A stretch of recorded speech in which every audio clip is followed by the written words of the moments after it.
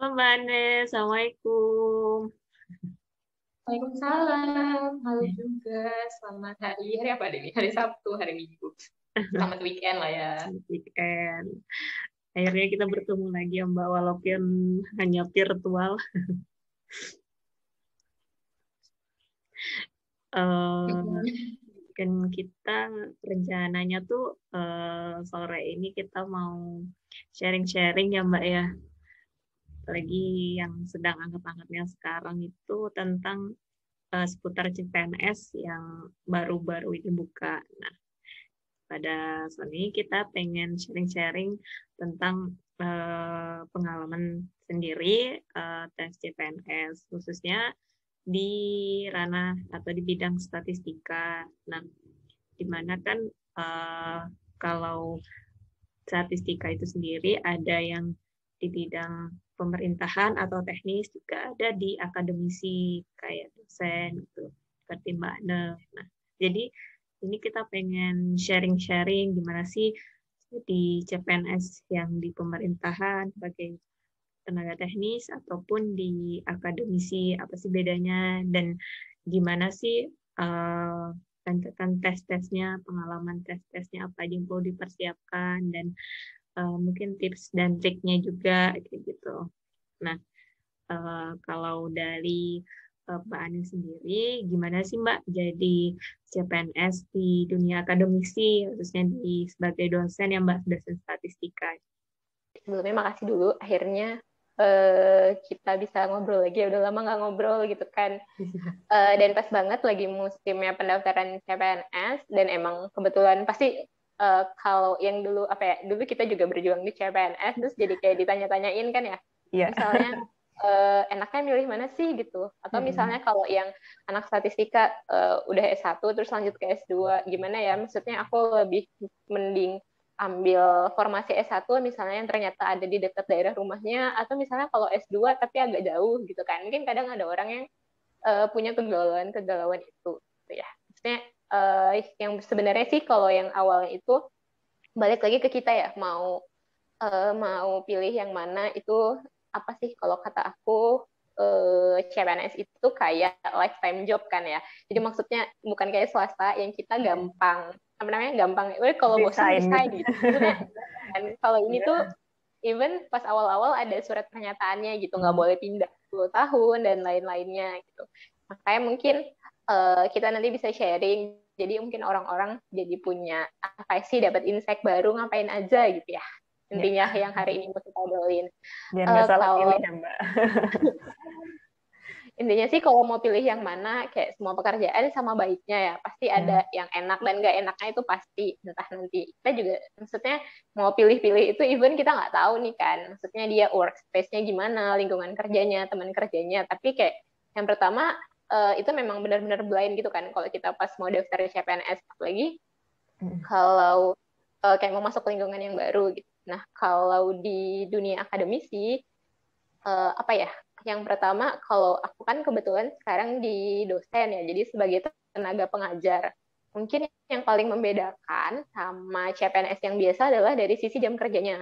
So far sih, apalagi di masa pandemi ini, kami nggak yang apa sih, 8 to jam berapa sih? Jam 8 sampai jam 4 ya jamnya tuh kalau yang kantoran.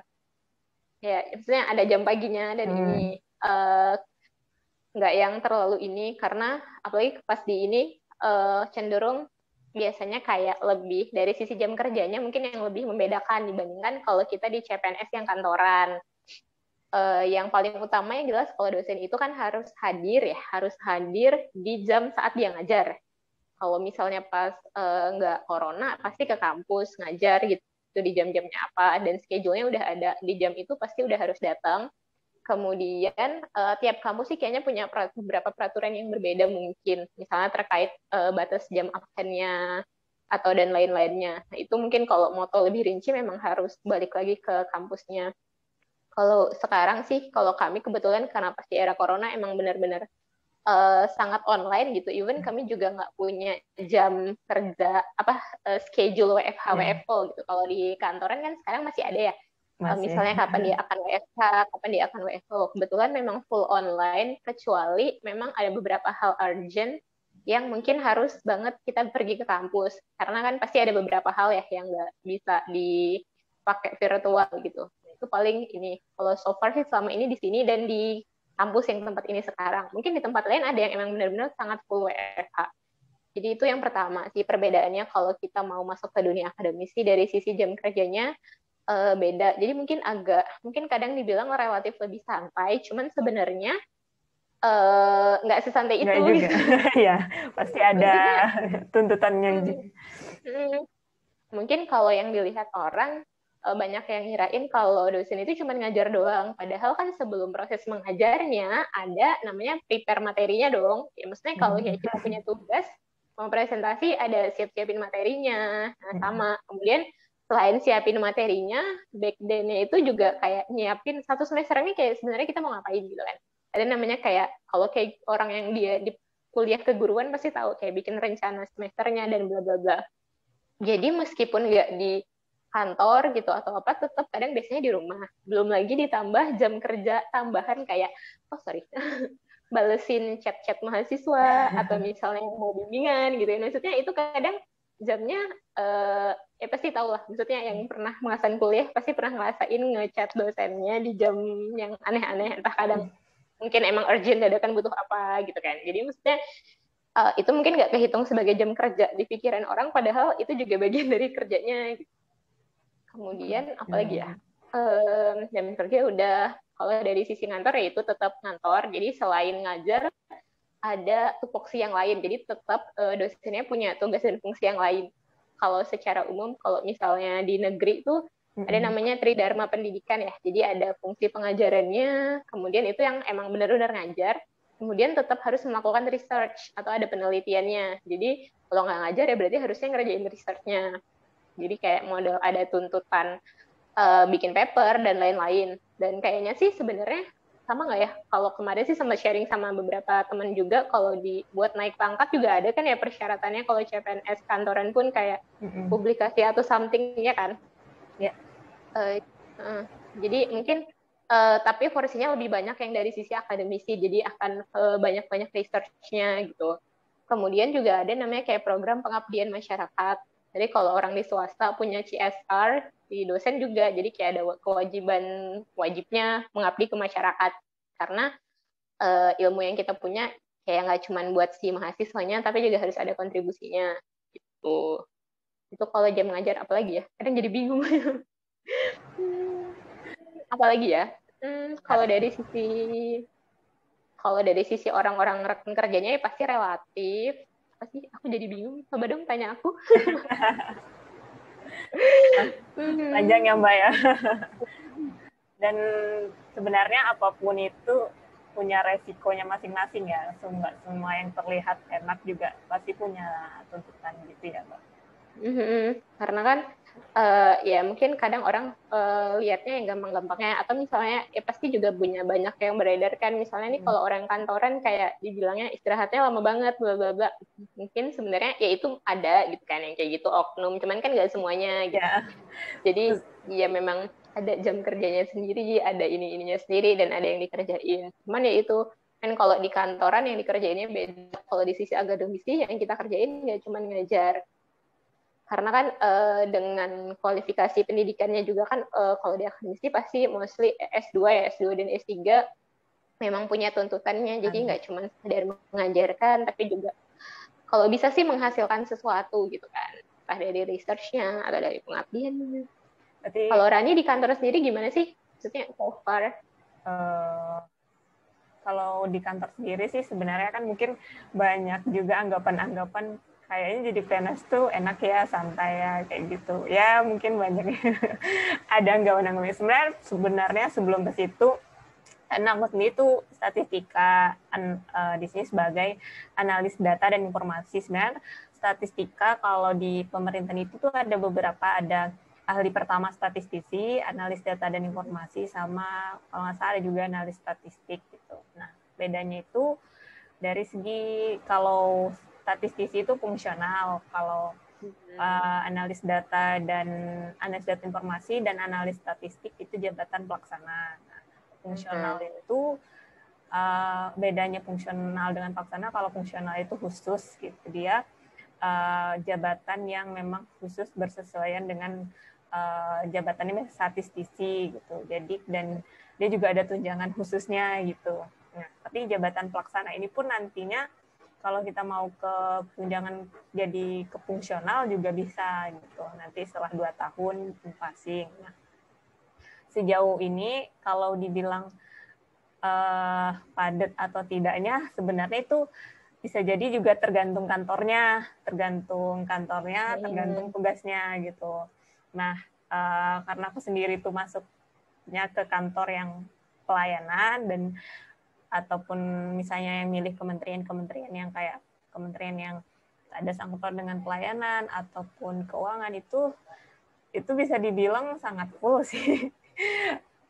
Workload-nya tinggi ya? Iya, itu tinggi karena kan tahu sendiri kalau misalnya di kantor-kantor yang mungkin nggak pelayanan itu kan tidak ada tuntutan harus tepat waktu buka ataupun tutupnya kan gitu. Terus kayak misalnya ada tanggung jawab ke masyarakatnya gitu. Jadi kalau misalnya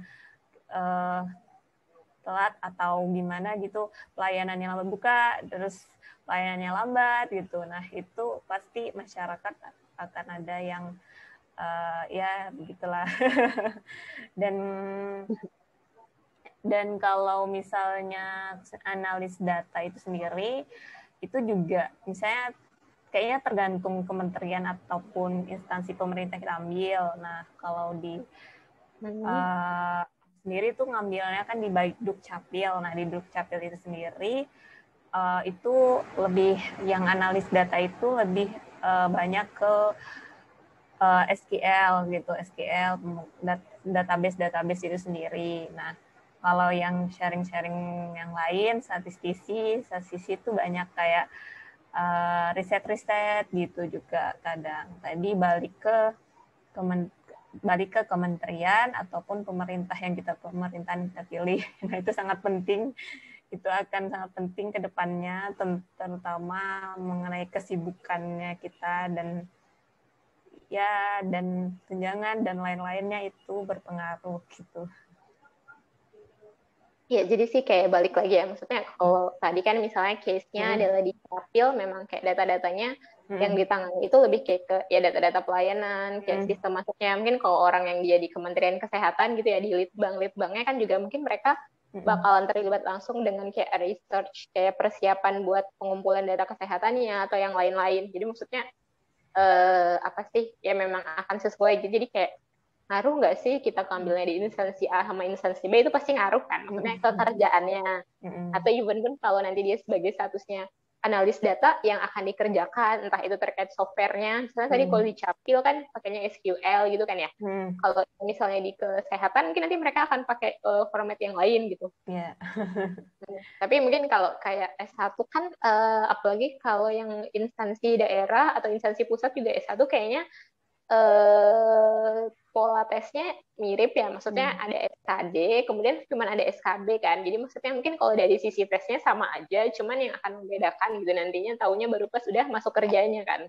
Iya, cuman kalau SKB-nya agak ada yang berbeda sedikit biasanya. Jadi kalau di kan ada analis data sama ahli pertama statistisi sama analis statistik gitu. Di SKD sama semua ya. Kalau misalnya di SKB itu sendiri, kalau sharing sama teman-teman itu agak ada bedanya gitu. Jadi memang kalau misalnya kita milih analis data, karena analis data itu dia kalau nggak salah tidak hanya statistik, jadi ada beberapa, biasanya tuh sandingannya sama, kalau nggak sistem informasi, teknik informatika biasanya itu. Dan kalau pengalaman yang 2019 tes 2020 kemarin itu hampir 60-70 soal itu tentang SQL memang. Dan memang berkesuaian di ini namanya SQL. Tapi nggak semuanya juga, nggak semua analis data pas di ini ya SQL, tergantung di bidang mana. Nanti jadi analis tuh bisa dia analis data ini tuh karena dia nggak khusus, dia nanti bisa aja ke arah statistik atau ke arah informasi kayak IT-nya gitu. Jadi tergantung nanti kantornya. Jadi misalnya kalau kita milih analis, kantornya itu lebih ke IT, mungkin nanti kita akan lebih diperuntukkan ke IT gitu. Jadi memang kalau memang mau lebih spesifik, emang khusus gitu, mungkin kita bisa milihnya ahli pertama statistisi biasanya, karena itu memang khusus. Kalau ahli pertama statistisi itu biasanya kayak di BPS kan ya? Ya, BPS dan beberapa kementerian juga ada gitu. Karena di statistisi itu sendiri tuh kalau dia tes SKB-nya memang tentang statistik itu sendiri, kayak temenku yang 2020 kemarin dia tesnya itu tentang regresi, peluang, terus sampel, populasi. Nah, jadi banyak ke yang situ gitu. Jadi kayak lebih spesifik ya, karena pun di formasinya berarti yang tertulis juga cuma statistika kan ya kalau yang kayak gitu. Jadi kayak gitu.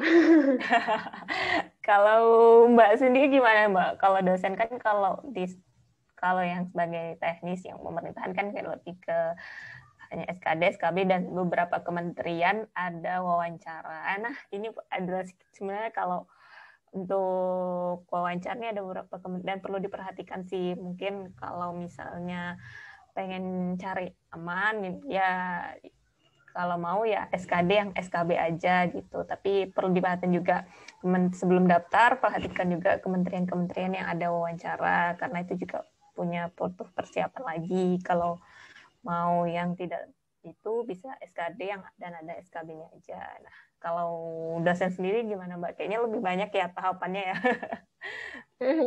Jadi emang tadi kan di mention ya di kementerian itu SKB-nya ada yang beda-beda. Misalnya kalau tadi sebelum masuk ke yang dosen ya, kalau kayak kemarin misalnya contohnya di Kementerian Keuangan biasanya bahkan nggak cuman ada tes SKB-nya ada yang versi CBT kan ya, tapi juga ada kayak tes fisiknya yang itu memang yang perlu diperhatikan gitu.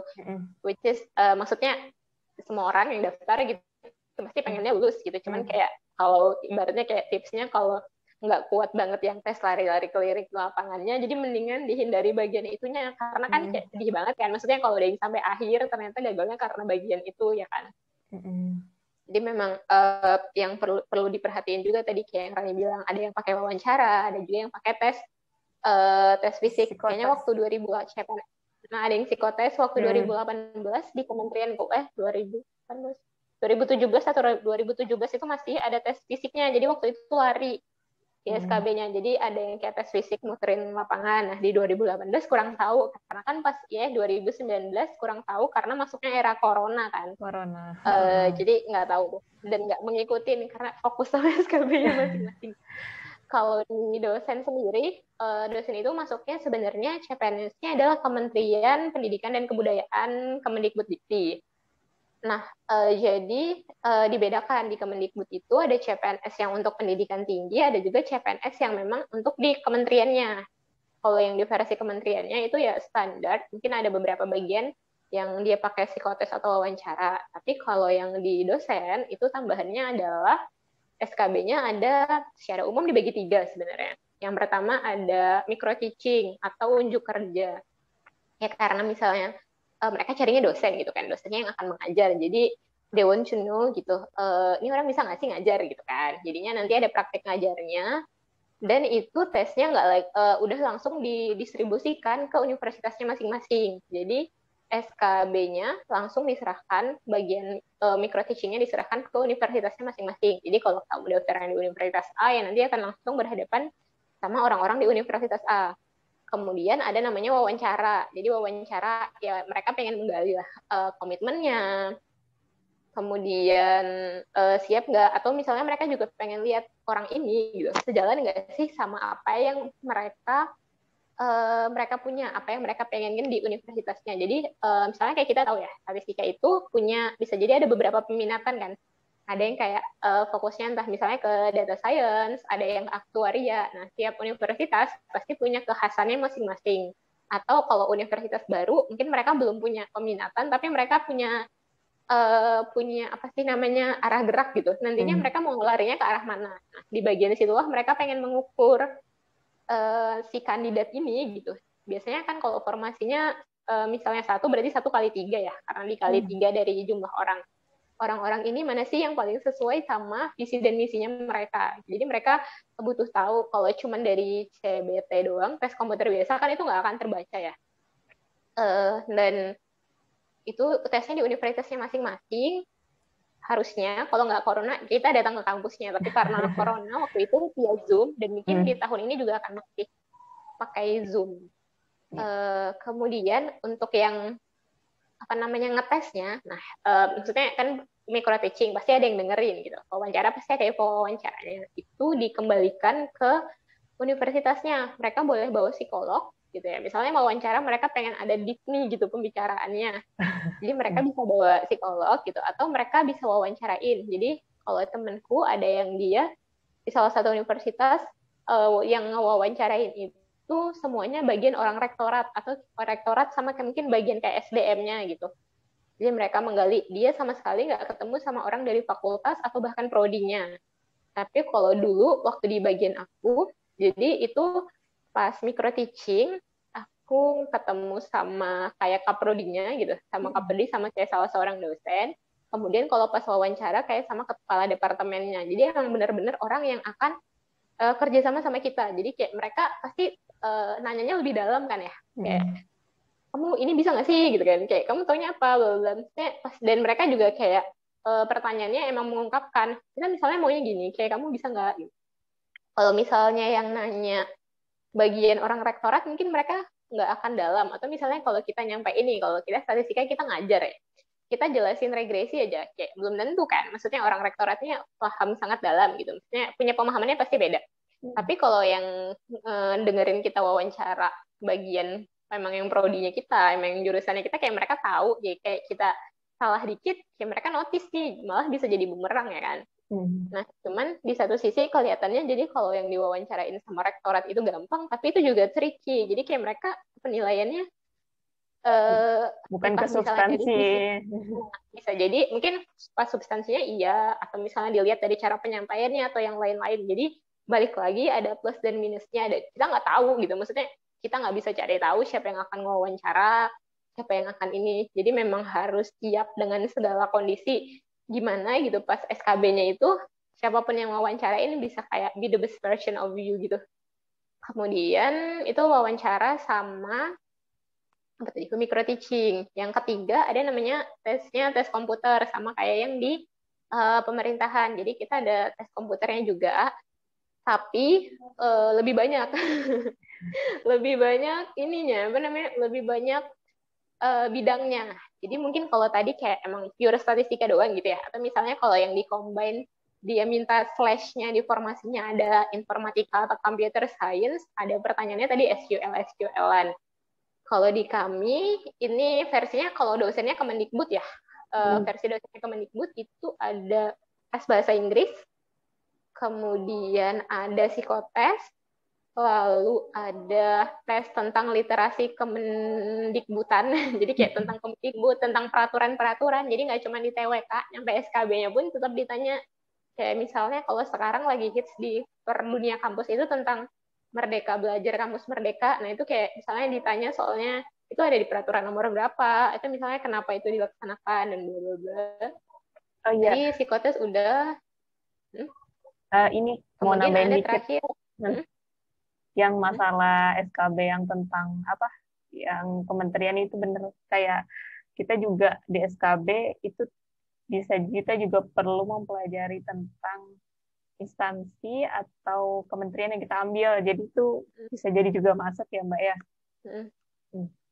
Karena mereka pengen tahu kita sudah sekepo apa sih gitu tentang mereka. Iya. Harus jadi stalker. Jadi kayak if you want to be part of us gitu kan, kayak kayak kamu tahu apa tentang kita gitu lah gampangnya. Terus terakhir di dosen itu juga ada SKB tentang analytical thinking. Jadi kayak pemecahan masalah lah, dia case-case mirip-mirip kayak PKP ya kalau di SKD ya, yang ada gitu-gitunya, tapi lebih menjebak.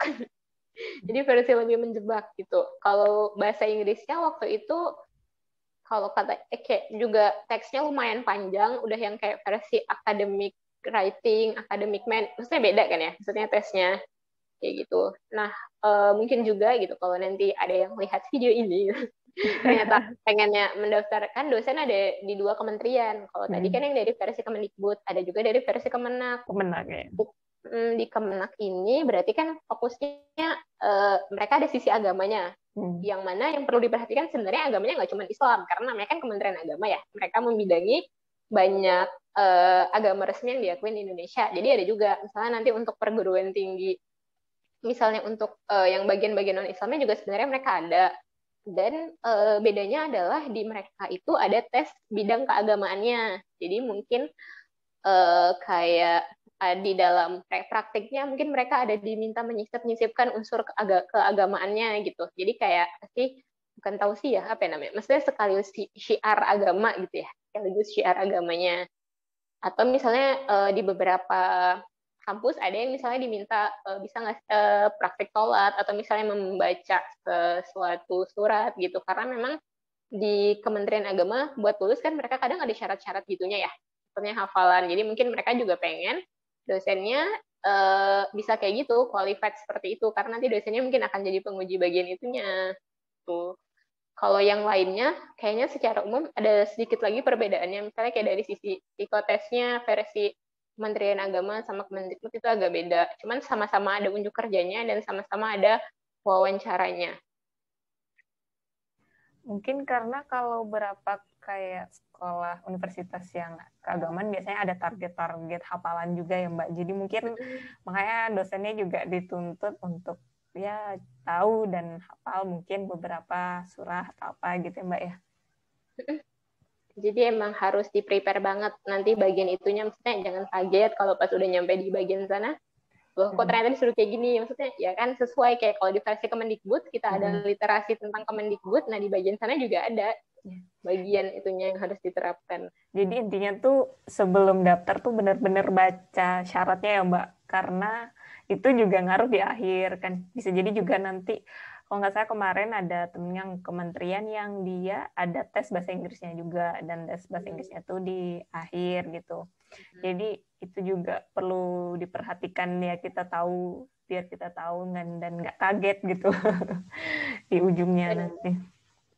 Dan biar punya amunisi juga kan, maksudnya sejak awal. Kalau misalnya kayak tadi, kalau case-nya tes fisik kayak if you don't confident enough gitu, kuat lari ngelilingin lapangan sekali aja udah capek gitu kan, maksudnya nanti kan sedih ya, maksudnya udah sampai akhir gitu. Even misalnya peringkat pertama ternyata itunya yang bikin jelek, dan menurunkan itu kan sedih juga ya. Jadi maksudnya semua orang yang daftar kan pengennya lulus, dan pasti orang juga punya strateginya masing-masing kan. Maksudnya kalaupun memang ajang coba-coba siapa tahu lulus gitu, lebih baik kayak yang emang sesuai sama ya, kalaupun nggak sesuai passion bidangnya gitu kan, kayak yang tesnya yang gampang-gampang aja gitu.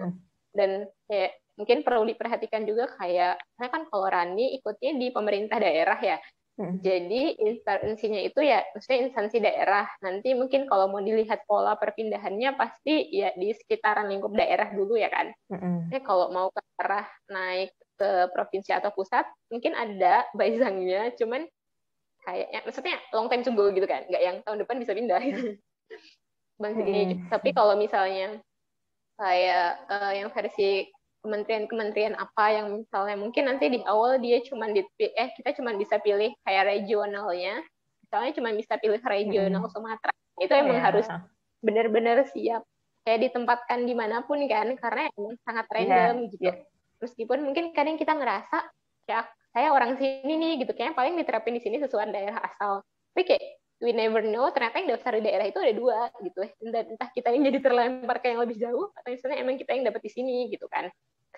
Dan buat instansi-instansi kayak gitu, apalagi kalau buat instansi pusat biasanya juga mau pindahnya nggak gampang, maksudnya mungkin akan bisa pindah nantinya atau nanti bisa pergi ke pusat, tapi kan kayak biasanya mereka memang akan menempatkannya itu di daerah-daerah yang kekurangan tenaga gitu kan, misalnya yang kekurangan pegawai, jadi kayak ya minimal harus dapat gantinya dulu lah nih, kalau misalnya kamu pergi siapa yang jagain ini misalnya, kayak.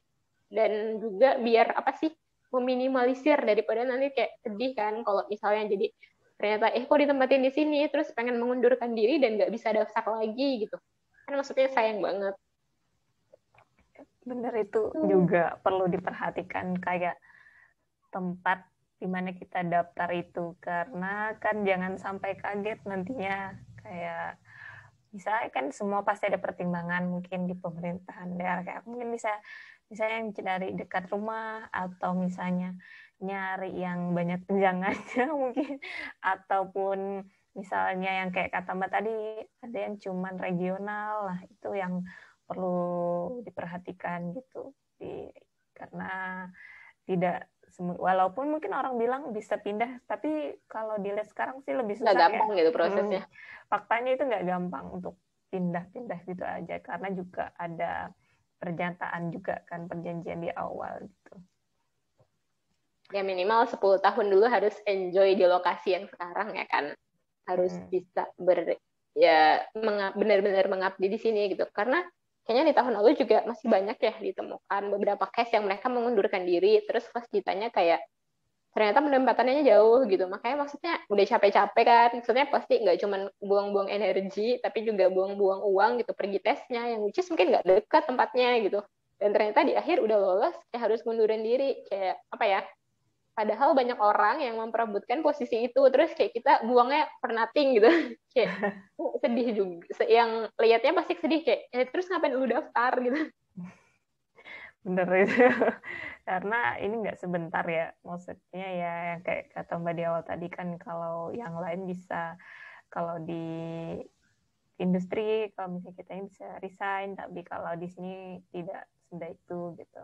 Nah, kalau dari Mbak sendiri, kalau tes sama tes ini ada apa nggak ya, tips mungkin, atau pengalaman pribadi gitu yang mungkin karena yang mempermudah, yang kerasa mempermudah atau apa gitu, hingga bisa lolos juga gitu. Kalau tips apa ya? Yang jelas sih kalau pertama emang kita harus tahu dulu kalau untuk case-nya dosen ya. Universitas itu tadi bagi punya kekhasannya masing-masing. Jadi usahakan memang pilih kampus yang apa ya namanya? Kayak sebidang sama ilmunya kita gitu. Kayak misalnya kita tahu nih kampusnya arahnya aktuaria gitu. Terus kayak kita kan anaknya anak terapan ya. Maksudnya dan kita emang nggak menguasain gitu terapannya. Nah, kalau misalnya di SKD ternyata kandidat lain mereka punya kepentingan itu gitu ya. Berarti kan dari sisi entah nanti kayak micro teachingnya, wawancaranya mereka bisa jadi gitu, punya nilai lebih dibandingkan kita ya kan. Kita masih bisa lolos nggak sih? Masih bisa kan, karena nilainya kan masih ada dari CBT gitu, masih ada dari masih gabung dari SKD kan. Tapi maksudnya kalau misalnya emang udah sejalan nih bagian ininya, nanti tinggal gimana kita nih menyesuaikan kan. Untuk di micro teachingnya berarti harus ngajarnya gitu kan, kita harus pilih tema. Misalnya kita dibebaskan milih tema sendiri, kita sesuaiin temanya sama yang kekhasan dari kampusnya, tema-tema yang emang kita confident kita bisa jelasin dengan baik gitu ya. Dan kayak itu atau misalnya at least kalau nggak bisa yang terlalu penjurusan ya udah emang mata kuliah dasar, tapi kita delivernya harus enak, harus nyaman gitu. Dan kemarin jadi beberapa kebetulan kan gabung di kayak grup pejuang CPNS ya, biasanya pada gitu kan. Itu sharing-sharingnya adalah kalau kayak ngajar gitu boleh misalnya kayak bikin slide-nya bahasa Inggris, itu nanti akan menambah nilai apa ya, menambah nilai jual menambah nilai jual di mata si pewawancaranya. Maksudnya kita emang udah sangat prepare nih, nggak cuma versi bahasa Indonesia. Dan usahakan gitu nggak cuman bikin slide-nya aja di bahasa Inggris, tapi juga persiapkan diri kita buat menyampaikannya dalam bahasa Inggris, karena bisa jadi nanti ini slide-nya udah bahasa Inggris nih, kok jelasinnya bahasa Indonesia gitu.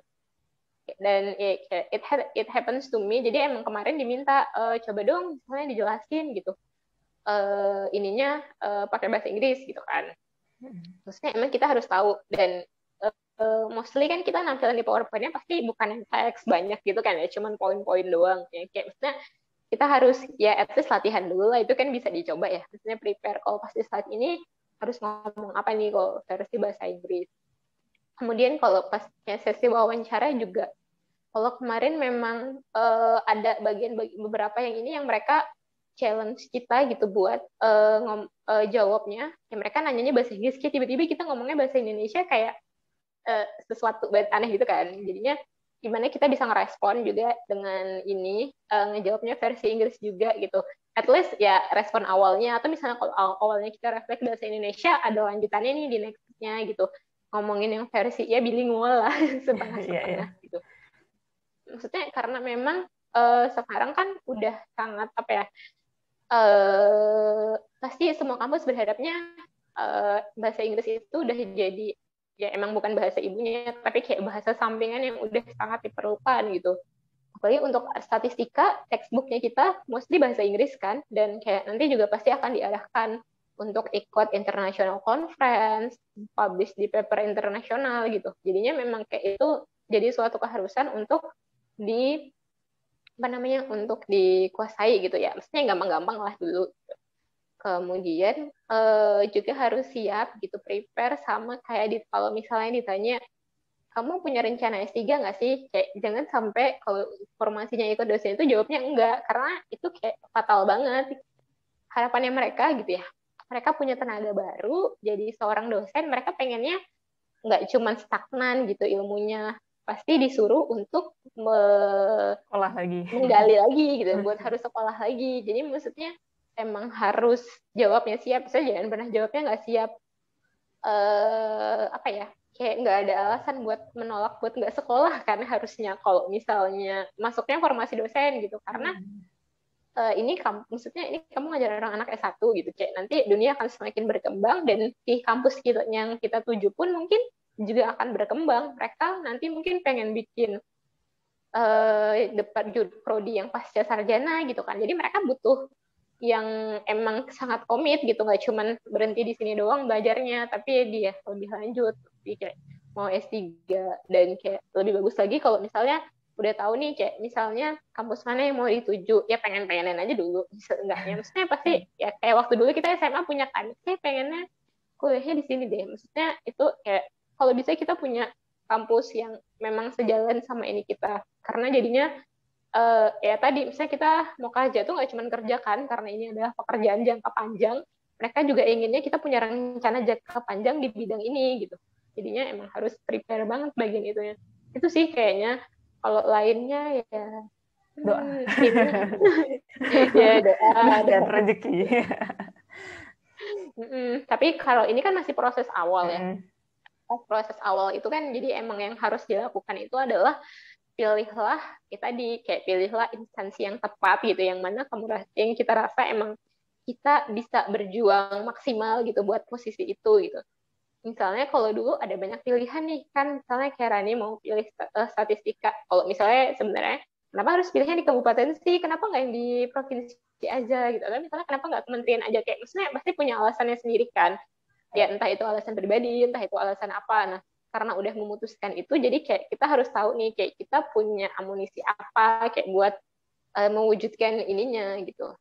Jadinya ya udah, terus kayak jadinya biar at least yang pertama tadi kita harus sesuaikan dulu, kayak kita pengen daftar di kementerian ini, ternyata misalnya dia ada syarat TOEFL, dan TOEFL kita nggak nyampe, terus mau coba-coba aja nggak mungkin gitu. Nah, yang daftar itu bukan cuma kita doang kan, kayak banyak orang yang pengen ada di posisi itu, jadi kayak jangan coba-coba bagian itunya tadi, atau misalnya kayak yang hal-hal lain. Nah itu kenapa biar tadi kita udah capek-capek milih kan, galau-galau, ternyata kayak nggak lulus administrasi karena kitanya yang nggak memperhatikan gitu. Bener-bener kayak TOEFL itu emang beberapa kementerian itu mewajibkan TOEFL biasanya, dan biasanya tuh paling nggak 450 jadi perlu diperhatikan juga masalah TOEFL. Dan ya yang apa tadi juga, kenapa pemerintah daerah, kenapa kementerian, kenapa Pemprov, ya alasan sendiri gitu. Kalau meskipun mungkin nggak ada ya ya meski kalaupun di kementerian kan mungkin lingkungan kerjanya lebih mendukung, atau misalnya banyak yang bilang pemerintahan daerah itu lingkungannya tidak sebagus di kementerian, tapi semuanya punya plus minusnya masing-masing juga, tergantung pribadi kita juga. Kalau kita mau menggali ya kita tetap dapat juga ilmunya gitu. Dan Dan memang yang paling penting itu kita emang harus melihat juga instansinya itu gimana. Jadi sebelum milih, selain milih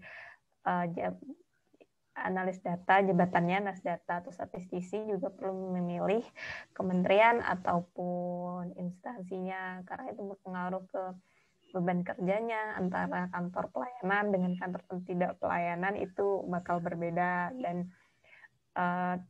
yang jelas juga dalam tesnya itu sendiri, antara yang tadi analis data itu kita bakal mungkin bertemu dengan orang di luar statistika, lalu kita jadi informasi, kita juga tentu nggak hanya berfokus ke statistika itu sendiri. Dan karena itu kalau misalnya di analis data, ya mungkin kalau misalnya kita mau belajar juga banyak juga sih contoh-contoh, tetap bisa aja gitu. Terus kalau statistisi itu memang fokus, dan tapi kita juga perlu tahu berarti lawan-lawan kita juga memang orang statistisi yang fokusnya juga ke sana. Jadi kayak ya, dan juga biasanya ada formasi umum dan cum laude ya. Kalau misalnya di formasi yang teknis pemerintahan itu gitu. Kalau misalnya di umum mungkin misal nih kalau kita kebetulan cum laude dan memenuhi syarat universitasnya A dan prodinya A, mungkin kita ngeliat peluangnya sepertinya besar gitu. Tapi juga kita perlu tahu gitu, kalau misalnya kita ngambil cum laude juga pasti yang lawan kita juga pasti cum laude. Jadi ya pasti tingkatan berjuangnya juga beda antara yang walaupun mungkin peluangnya besar, tapi lawan ataupun yang mengambil di situ juga punya semangat dan yang besar juga gitu. Kemampuannya juga cukup besar. Jadi pertimbangan juga, misalnya kita memilih umum atau cum laude, nah itu juga perlu dipertimbangkan. Kalau di dosen sendiri ada nggak sih Mbak umum atau cum laude gitu, atau umum aja? Ada cum laude juga. Jadi sama sih, dia versinya dipisah. Jadi kayak ada formasi umum. Apalagi kalau misalnya mereka terima kayak di ini misalnya terima 5 orang gitu ya. Satunya yang cum laude, satunya 4 orangnya yang biasa. Itu juga ada dan sama. Maksudnya ya orang mau jadi cum laude dia kan susah gitu kan. Jadi ya pasti ini. Cuman ya balik lagi, apapun ininya terus harus punya strategi lah buat iniin gitu. Atau kalau misalnya apa ya? Kalau misalnya di apa namanya universitas itu mungkin kadang kita kalau misalnya milihnya ini kadang ada yang hitung-hitung kan, misalnya di sini di dosennya di sini terimanya cuma 1 orang dosen gitu, kalau yang di sana ternyata terimanya 5 orang dosen gitu kan, kadang banyak ya misalnya kegalauan memilihnya muncul karena itu. Kayak kalau bicara soal peluang ya yang diterima 1 gitu sama yang diterima 5 ya mungkin lebih gede 5, cuman kan makanya tapi tadi kayak 5 orang yang nggak deh, lebih banyak orang yang lebih besar peluang masuk SKB-nya, karena buat perankingan berarti butuh 5 kali 3, 15 gitu kan ya, dibandingkan yang 1 kali 3, 3. Cuman berarti nanti saat SKB yang mau kita kalahin itu orangnya 12 gitu, karena cuman akan yang mau dikalahin itu adalah 10 gitu, karena cuman ada 5 orang yang masuk gitu kan. Gimana caranya kita bisa jadi ke yang 5-nya, jadi kayak susah juga kan, maksudnya kalau dihitung secara mau hitungan peluang ininya, dan lagi karena SKD itu hitungannya ranking di apa tuh namanya, ranking di formasinya masing-masing gitu, jadi kayak yang nggak bisa kita bandingin, maksudnya kita dapat lolos passing grade aja nggak cukup, emang harus ya kayak maksimis lah, diusahakan gitu semaksimal mungkin dapat nilai ini yang aman. Cuman kayaknya kadang kalau dilihat ya sedikit memperhatikan, misalnya nggak selalu sih, kayak untuk SKD itu cenderung yang S1 itu kayak nilainya lebih tinggi-tinggi daripada yang S2. Nggak tahu kenapa. Soalnya kayak maksudnya di SKD biasanya kebanyakan yang mau lulus yang kayak masuk ke SKB itu yang nilainya hampir di 400-an atau 400-an ke atas gitu nggak sih? Mostly ya. Di S2 atau yang di formasi dosen itu juga banyak ya, cuma 320, 300, maksudnya under 400 banyak. Ya itu tadi balik lagi karena S1 juga kan yang lulusannya lebih banyak ya, jadi kayak kalau cuma ada di posisi 320 kan kayak maksudnya emang belum safety gitu. Tapi kalau di dosen kebanyakan biasanya paling kalau satu formasinya cuma diterima satu orang, kadang mungkin saingannya cuma ada 10. Kalau di S1 lebih banyak kan kadang kayak nyampe. Ya ada yang formasi beberapa yang kayak jurusannya ekonomi atau hukum, di kementerian malah ribuan kan yang daftar. Jadi kayak kita harus mengalahkan mereka semua gitu. Iya, benar Mbak. Jadi kayak dan belum tentu juga ada juga kayak misalnya kita mungkin ngira misal antara Pemprov atau Pemda, mungkin sebenarnya orang yang Pemprov nilainya lebih tinggi-tinggi gitu, atau sebenarnya Pemda pemerintahan daerah lebih mudah gitu.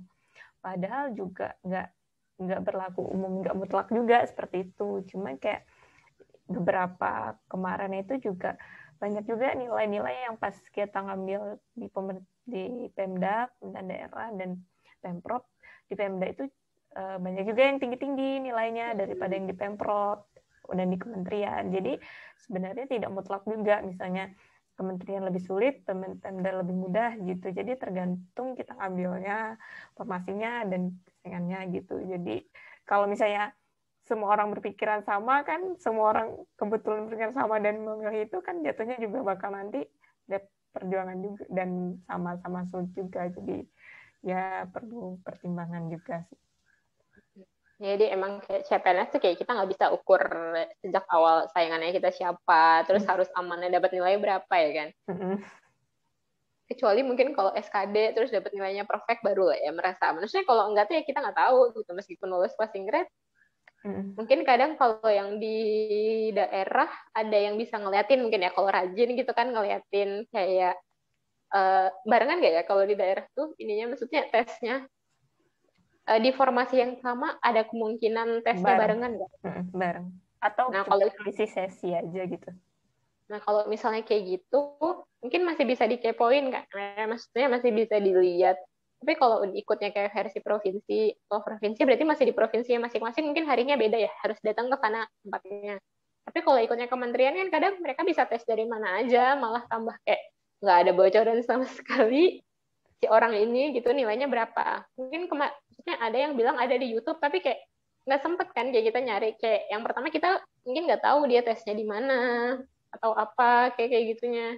Soalnya biasanya cuma diumumin, kalau dulu sih kayaknya di kementerian itu kalau versinya Kemendikbud ya, Kemendikbud terus yang kayak tes di hari ini di lokasi misalnya di Riau pilihnya, yang tesnya di Riau di tanggal ini itu namanya siapa aja, jadi kayak kita nggak tahu nih saingan kita yang mana, maksudnya saingan kita itu dapat nilainya berapa. Mungkin ada di YouTube tapi kayak kadang nggak sempet juga nggak sih merhatiin. Udah yang terus ya udah gitu.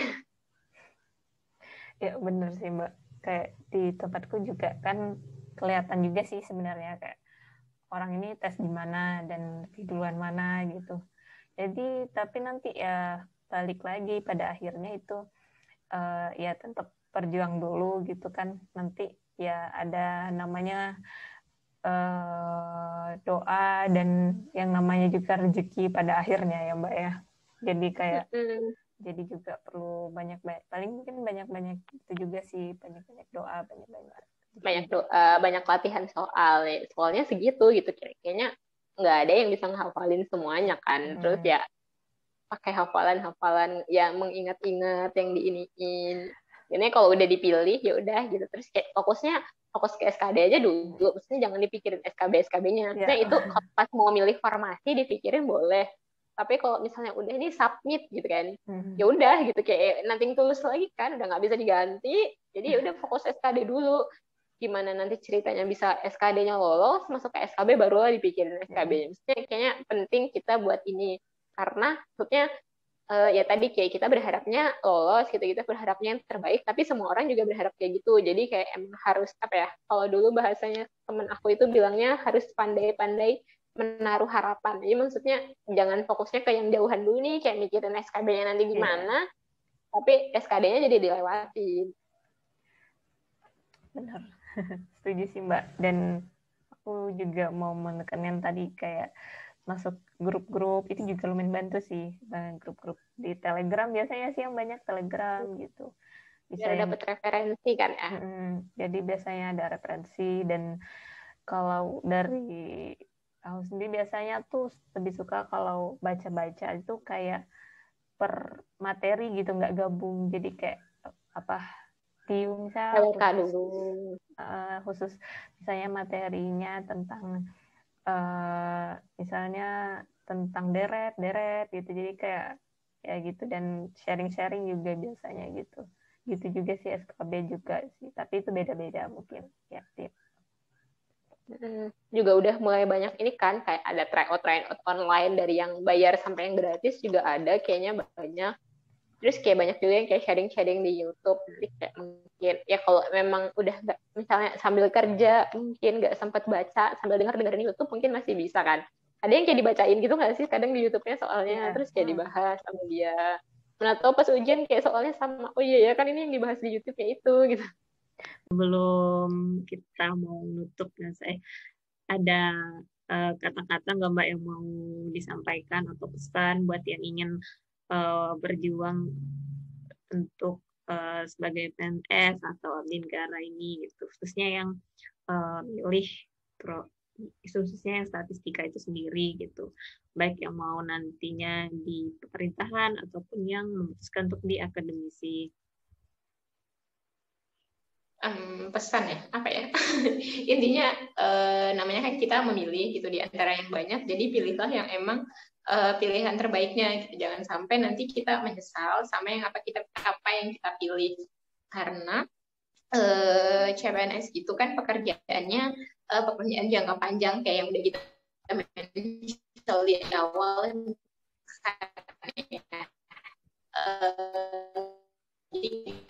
job, bahkan mungkin kayak masa kerjanya itu nanti lebih kalau misalnya kita fresh graduate lulusnya di umur ya anggaplah 25 tahun gitu ya. 25 itu juga udah lewat kan masa fresh graduate-nya, sebenarnya kebanyakan 22, 23 yang emang lagi cari kerja. Padahal pensiunnya kalau di apa namanya pemerintahan 58 ya? Ya, 58. 58.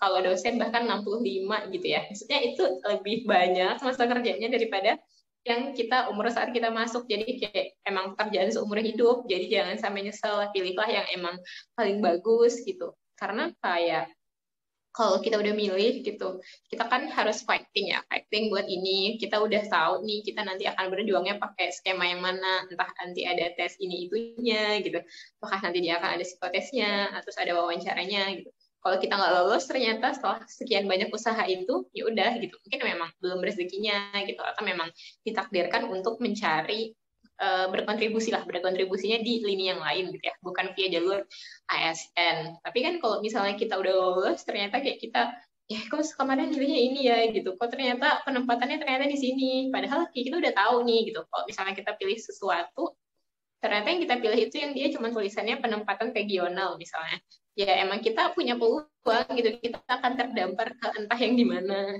jadinya jangan sampai itu jadi penyesalan-penyesalan kita gitu. Karena kalau misalnya kita mau ngundurin diri nanti udah masuk daftar hitam kan, udah di blacklist, udah nggak bisa ikut lagi. Terus kalaupun dilewatin ternyata mestinya nggak enjoy gitu. Maksudnya at least kita punya rasa-rasa kayak gitu. Jadi kayak jangan sampai ada perasaan kayak gitunya. Itu sih ininya. Benar, karena yang kita jalanin, yang kita pilih ini bakal menghabiskan setengah atau lebih dari umur yang kita punya. Jadi intinya apapun itu pilihannya, ya pikirkan matang-matang dan ke depannya, karena apapun itu pasti ada resikonya masing-masing gitu. Makasih Mbak Ana udah Yang sharing. menentukan karirnya. Iya. Sama. Kita jumpa lagi nanti di sharing selanjutnya. Assalamualaikum. Salam.